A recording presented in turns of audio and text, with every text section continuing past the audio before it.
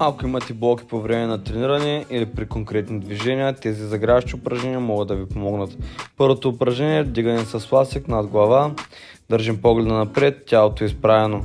Второто упражнение е също вдигане над главата с ласъка, само че разтваряме ласъка в страни, когато е над главата.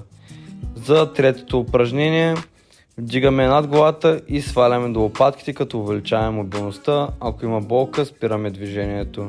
Също се отнася за четвъртото упражнение, което е пълно завъртване. Задължително спираме самото движение, ако се усети болка или при невъзможност да се стигне до пълно завъртване. Петото упражнение е по-различно. То ще бъде две вариации с шестото, разтваряне с ласък в страни, в случая е надхват, а следващото упражнение ще бъде с подхват. Погледа е в страни, движенията са хоризонтални, не се поклащаме и гърбът е изправен.